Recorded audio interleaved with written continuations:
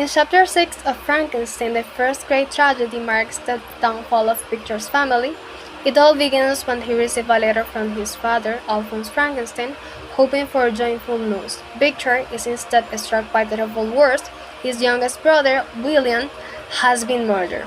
The family had gone for a walk near Plain Valley, and the boy had run ahead to play it.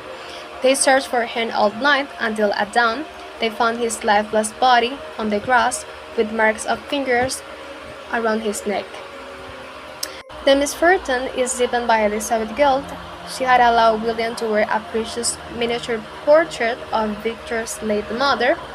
That jewel had disappeared along with the boy's life, and everyone believed it was what had tamed the murder. In the letter, Alphonse begs Victor to return home, not with vengeance in his heart, but with love and comfort for his grieving family. Henry Clever, Victor's best friend, who had been supporting him during his illness, caused by the guilt and horror of creating the creature, was with him while he read the letter. Offering comfort, Victor immediately prepared himself to leave to Geneva. At first, he was desperate to reach his hometown, but the closer he got, the more terrified he felt about what awaited him. After several days of traveling, he stopped in a meadow, admiring the trees, the land, and the sky illuminated by lightning and casting shifting shadows through the forest. Suddenly, he saw a huge shadow for a few seconds that made him feel uneasy. 2 years had passed since he had last seen it.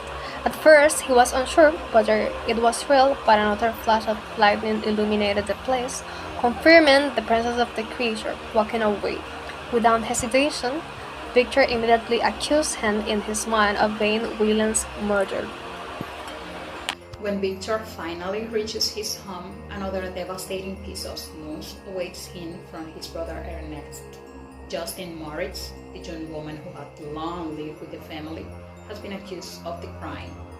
A servant had searched her clothes and found the missing miniature in her pocket, a discovery that pointed directly to her guilt.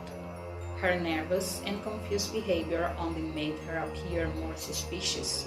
Elizabeth, however, rises in passionate defense of Justine, insisting she is innocent and beloved like a sister. Victor knows Elizabeth is right, yet he remains silent, unable to reveal the truth about the monster he created.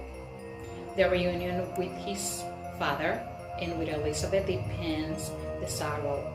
Alphonse relieves the pain of losing his wife, while Elizabeth, now transformed into a strong and determined young woman, pleads for Justine's innocence. With tears and conviction, she insists that losing Justine will be like losing William all over again. Victor tries to reassure her by saying she will be quieted, but inside he is tormented by guilt and fear. The chapter ends with the family torn between grief for William and the desperate hope that Justine will be safe at her trial. But Victor knows the truth. He chooses silence. He reflects that no one will believe his story of creating life and watching that being turned into a murderer, and he considers it impossible to capture the monster. Yet, his silence is damning. Instead of exposing the truth, he bears the guilt alone and allows an innocent to stand accused. Chapter 6 is not only about William's death and Justine's accusation. It shows us something deeper, the destructive impact of Victor's ambition and his failure to take responsibility. The monster is not the only guilty one. Victor's silence also makes him responsible for the suffering of his family.